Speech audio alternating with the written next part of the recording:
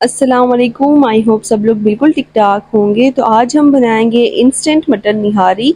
ये मटन निहारी बहुत ही मज़े की जल्दी बन के तैयार होगी। स्पाइसेस इतने बैलेंस होंगे कि आपको मज़ा आ जाएगा।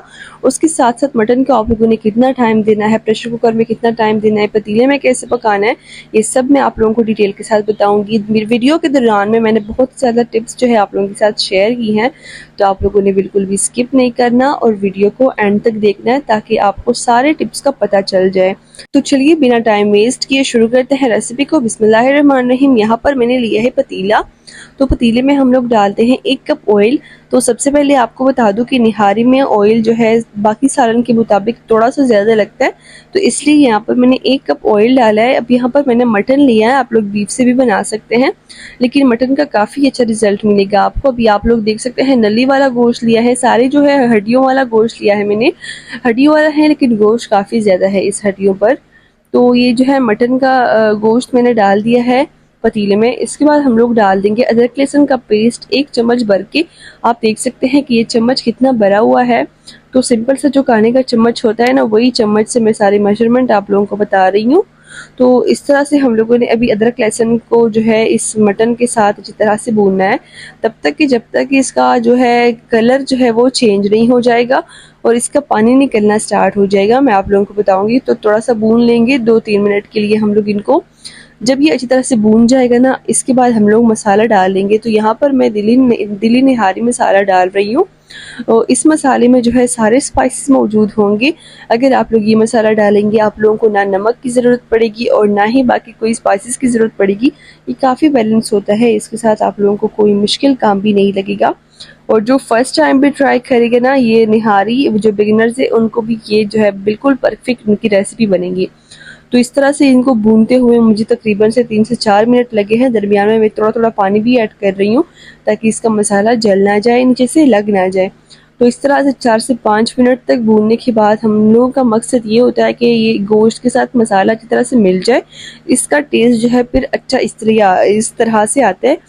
और इसके बाद जो है हम लोग डालेंगे पानी। तो यहाँ पर 4 से 5 गिलास आप लोगों ने पानी डालना है। अगर आप लोग पतीले में बना रहे हैं तो 5 गिलास आप लोगों ने डालना है पानी। अगर कम पड़े तो 6 गिलास कर दें। अभी आप लोग देख सकते हैं ये सारा जो गोश्त है ना, ये कवर हो गया है पानी में, मैंने इतना पानी डाला है। अब टाइम आपको बता दूं कवर करने का। तो पतीले में अगर आप लोग पकाएंगे मटन की गोश्त को, तो यहाँ पर आप लोगों के 50 मिनट लग जाएंगे, 1 घंटा भी लग सकता है। और प्रेशर कुकर में अगर आप लोग पकाएंगे तो आप लोगों के 20 मिनट लगेंगे। तो अगर आपके पास टाइम की कमी हो तो बेहतर ये होगा कि आप लोग फिर इस टाइम पर इनको प्रेशर कुकर में डाल दें। और इनका गोश्त आप लोगों ने काफ़ी अच्छी तरह से सॉफ्ट करना है, आगे जाकर मैं आपको बताती हूँ। अभी यहाँ पर मैंने एक पैन लिया है, इसमें डाला है मैंने 1/2 कप ये आटा जो होता है सिंपल सा हम लोग जिससे रोटी बनाते हैं, वो वाला आटा लिया है। यहाँ पर मैंने अच्छी तरह से ड्राई रोस्ट कर लिया है, तब तक कि जब तक इसमें थोड़ी सी अच्छी सी खुशबू नहीं आ जाती। 2-3 मिनट तक ड्राई रोस्ट करने के बाद हम लोग इसको बाउल में डाल देंगे। इसके अंदर जो है हम लोगों ने पानी डालना है। अब इनकी जो है हम लोगों ने पतली सी स्लरी बना लेनी है। तो जैसे कि स्लरी बन जाएगी ना, आप लोग देख सकते हैं इतनी पतली हो गई है। इसके बाद हम लोगों ने इसको छानना है ताकि इसमें जो भी लम्स है वो अच्छी तरह से रिमूव हो जाए। बिल्कुल लम्स फ्री हम लोगों ने इनको बनाना है। अगर हमारे इस टाइम पर इस मिक्सचर में लम्स रहेंगे ना, तो जब हम लोग इसको निहारी में डालेंगे ना, तो वहाँ पर भी लम्स रहेंगे, तो बिल्कुल भी वो अच्छा नहीं लगेगा। तो आप लोग देख सकते हैं कितना जो है गाढ़ा गाढ़ा से मिक्सचर ऊपर रह गया है। आप लोग देख सकते हैं ऊपर से आटा जो है रह गया है। तो अच्छा हुआ कि हम लोगों ने इसको छान लिया, वरना ये बिल्कुल लम्स वाले बन जाते। तो यहाँ पर आप लोग देख सकते हैं कितनी जो है इसकी कंसिस्टेंसी अच्छी हो गई है। इस तरह की कंसिस्टेंसी आपने भी रखनी है। तो इसके बाद यहाँ पर जो है 50 मिनट हो गए हैं। तो 50 मिनट के बाद जो है मैं चेक कर लेती हूँ। तो दरमियान में भी मैंने चेक कर लिया था, तो फ्लेम थोड़ी सी मैंने मीडियम रखी थी, लेकिन उस टाइम पर मैंने हाई कर दी क्योंकि ये गोश्त थोड़ा सा जो है पका हुआ नहीं था। तो इस टाइम पर अब आप लोगों को मैं दिखा देती हूँ। तो यहाँ पर जो है ना बिल्कुल गोश्त सॉफ्ट हो गया था, लेकिन बहुत ही गोश्त जो है बहुत ही ज़्यादा गर्म है, लेकिन फिर भी मैं आप लोगों को दिखा रही हूँ ताकि आप लोगों को कोई भी डाउट ना रहे। तो आप देख सकते हैं कितना सॉफ्ट ये बन के तैयार हुआ था। अब निहारी का जो गोश्त होता है वो बिल्कुल सॉफ्ट होता है, जैसे आप लोग उनको हाथ लगाते हैं वो टूट जाता है, इतना सॉफ्ट होता है उनका गोश्त। अब ये स्लरी जो है हम लोग इसमें डाल लेंगे सालन में।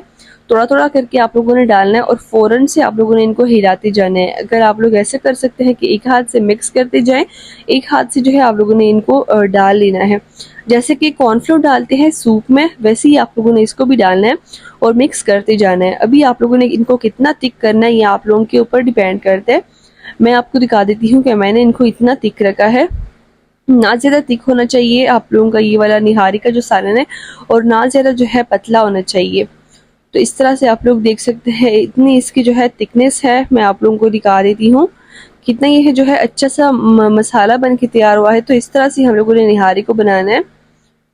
अब निहारी को हम लोगों ने हल्की आंच के ऊपर छोड़ देना है तब तक कि हम लोग जो दूसरा स्टेप है वो शुरू कर लेते हैं।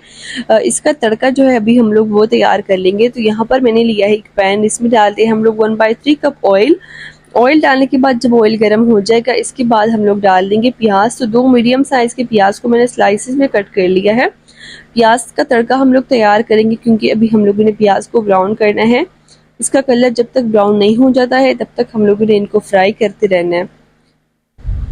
जब इसका कलर इस तरह से जो है ब्राउन हो जाएगा हल्का सा, इसके बाद हम लोग इसको हटा लेंगे और फ़ौरन से हम लोगों ने उस निहारी में डालना है और तड़का दे देना है। ऐसे शिरशिर की आवाज़ें जो है आप लोगों को सुनाई देगी, इसका टेस्ट जो है इससे बहुत ही बढ़ जाता है। तो ये तड़का डालने के बाद ना आपने इसको अच्छा सा प्यारा सा मिक्स दे देना है इस तरह से आराम आराम से। अब मिक्स देने के बाद ना आप लोगों ने करना ये है कि आपने इनको कवर कर लेना है। कवर करना है आप लोगों ने 10 मिनट के लिए, इनको 10 मिनट के लिए 5 मिनट के लिए आप लोगों ने मीडियम टू लो हीट के ऊपर और 5 मिनट के लिए बिल्कुल अपने ऑफ फ्लेम के ऊपर छोड़ देना है ताकि इसका ऑयल जो है वो सारा ऊपर आ जाए। अब आप देख सकते हैं इसका ऑयल कितना अच्छा सा जो है ऊपर आ गया है, लेयर सी बन गई है। इसके बाद हम लोग थोड़ा सा ऑयल जो है वो निकाल देंगे। इसका जो फाइनल टच होता है निहारी का वो देंगे हम लोग बाद में। आप लोगों ने आगे जो है वो आप लोग आगे जाकर देख सकते हैं। तो इसके बाद हम लोगों ने यहाँ पर इनको सर्व करना है, डिश आउट कर लेना है।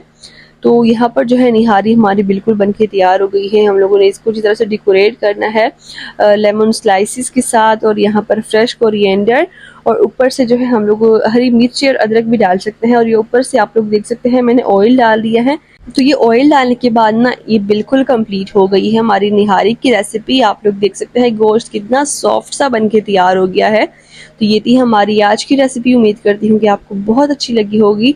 अब मैं चलती हूँ, मिलते हैं आपके साथ नेक्स्ट रेसिपी में। तब तक के लिए अपना बहुत सारा ख्याल रखें, अपने घर वालों का ख्याल रखें, हमें दुआओं में याद रखिए। Thanks for watching. अल्लाह हाफिज़।